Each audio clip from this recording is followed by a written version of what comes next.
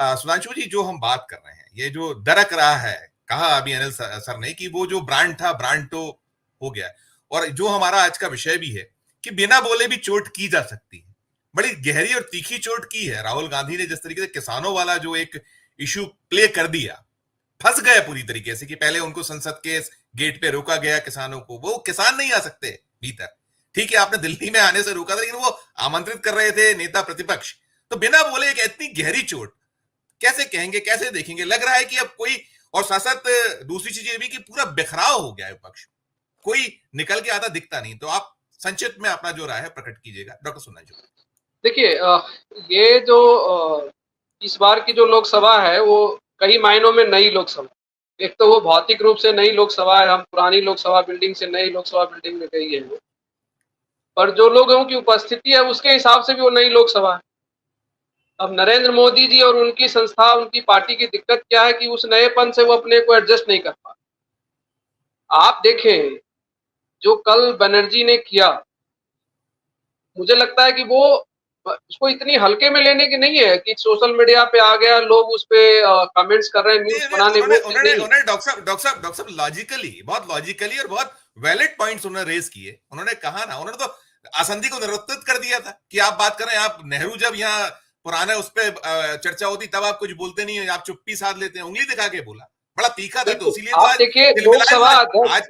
जी जी लोकसभा अध्यक्ष झेप रहे हैं, जी, उनमें वो साहस नहीं है कि वो कह पाए कि तुम मेरे ऊपर गलत आरोप लगा रहे। तो ये कोई कोई लोग, जिस लोकतांत्रिक देश में और जिस परंपरा और मर्यादा की बात और दुहाई हम लोग देते रहे हैं और जिसके लिए पूरी दुनिया में हमारी पहचान थी, वो कहीं न कहीं वो और डेंट हो रहा है।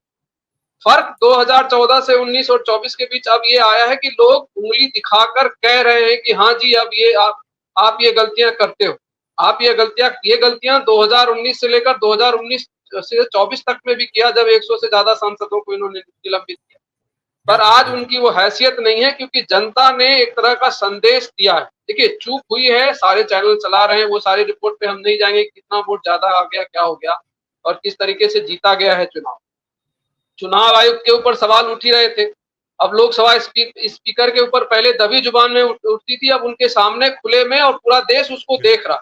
और बनर्जी जी ने नहीं, कई लोगों ने, इवन राहुल गांधी ने अपने शुरुआती पहले दिन के स्पीच में इस चीज को कहा था कि भाई आप क्या कर रहे हैं। राहुल गांधी ने कहा था, अखिलेश यादव ने बहुत मार्केबल, अखिलेश यादव ने मार्केबल, सभी ने, लगभग सभी ने कहा था। जी जी। तो वो सर, ये देखिए, ये क्या एक नया संदेश है, और मुझे लगता है कि वो बैकफुट पर हैं। वो कहीं न कहीं अंतर्मन में उनको चिंता हो रही है कि भाई ये सारी चीजें हम पहले कर लेते थे, अब तो जनता देश देख रहा है, तो फिर इसका भी तो हम उत्तर तो अब उनको भी देना है। दूसरी महत्वपूर्ण चीज क्या है, नरेंद्र मोदी जी का, और ये जो भी एक तरह का, जो इस तरह के पॉलिटिशियंस होते हैं, वो उनकी आदत रही है कि अपने को जब जहां पर दिखाना है तो एक तरफ वो भी कहेंगे कि एक अकेला और सब पे भारी, और वही व्यक्ति दोबारा ये भी कहने लगता है कि देखो देखो जी, मुझे सब गालियां दे रहे।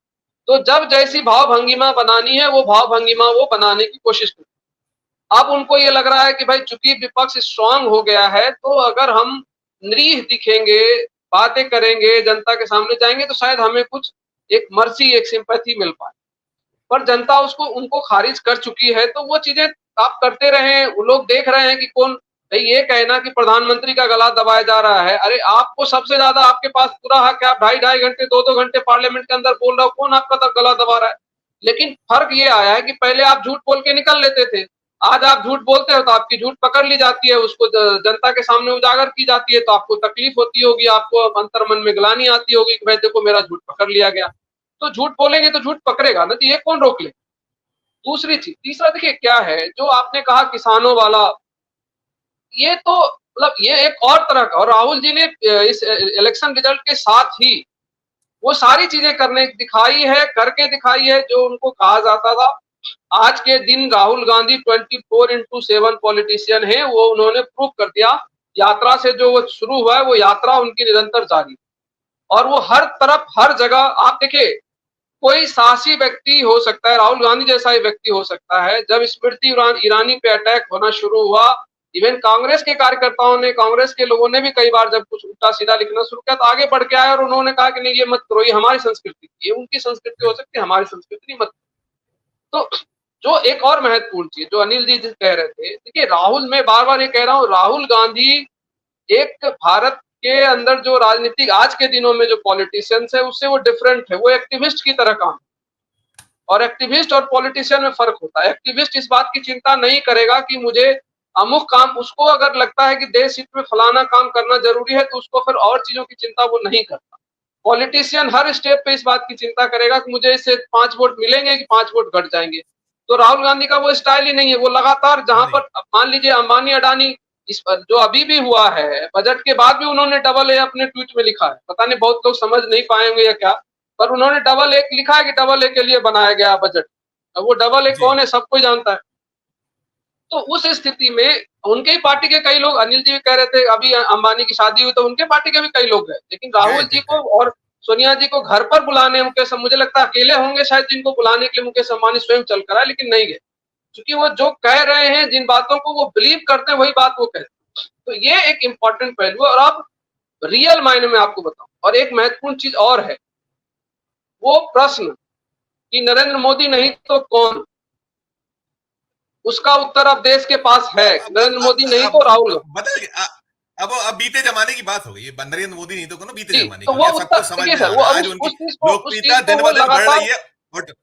नहीं, बढ़ नहीं गई है सर, एक्सेप्टेबिलिटी वाइडली हो चुकी कि नरेंद्र मोदी, अब वो नहीं है कि नरेंद्र मोदी नहीं तो कौन, नरेंद्र मोदी नहीं, अब राहुल गांधी, ये है एक्सेप्टेबिलिटी इस देश में। अब ये चीजें आई। मैं 2-3 महत्वपूर्ण चीज बजट की बता, जो किसानों के लिए आप देखिए, संक्षिप्त में करिएगा, मैं आगे भी फिर जी। तो किसानों का आप देखिए, 700 किसानों की शहादत का सम्मान ये है, आप झूठ बोलकर उनको, उनका साल भर से चलता हुआ धरना आप हटाते हो, एमएसपी की गारंटी देते हो, और जब वो दोबारा अपनी मांग के लिए वापस आता है तो आप बॉर्डर खड़ा कर देते हो, जैसे लग रहा है वो पाकिस्तान से चलकर आए हुए कोई अपराधी हैं और कोई मतलब दूसरे राष्ट्र का जो है सैनिक। संसद में नहीं घुसने दे रहे थे आप, संसद में एंट्री को लेकर सब कुछ बहुत उसी पॉइंट पे आ रहा है। मतलब ये वो अपने आप, वो अपनी भत पिटवा रहे हैं सर। हाँ, बस जी। और ये सवाल इस देश को पूछना ही चाहिए कि क्या इस देश के आम नागरिकों, किसानों, नौजवानों के लिए संसद नहीं है क्या? वो वहां नहीं जा सकते, वहां बैठ नहीं सकते, वो बात नहीं कर सकते। आपकी सत्ता आ गई तो वहां पर क्या किसान जाकर बैठेंगे? नहीं। एक अंतिम पॉइंट मैं शिक्षा को लेकर बताना चाहता हूं, मैं शिक्षा जगत से जुड़ा हूं। नौजवानों की बड़ी बात हो रही है। अभी कहा गया कि भाई कॉपी की गई, कॉपी वो ना, कॉपी की भी गई तो उसमें भी चीटिंग कर लिया, जो इनका चरित्र है उसके हिसाब से कॉपी है।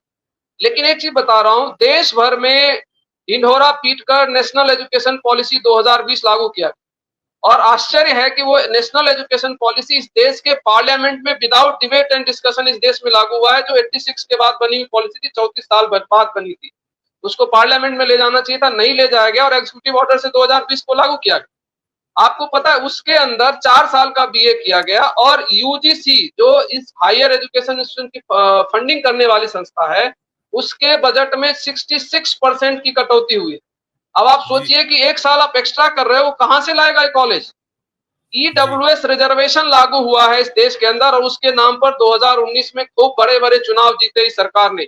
लेकिन आपकी जानकारी को बता दूं, 2019 से लेकर 2024 तक सिंगल पैनी उस ईडब्ल्यूएस को लागू करने वाले हायर एजुकेशन संस्थानों को नहीं दिया गया।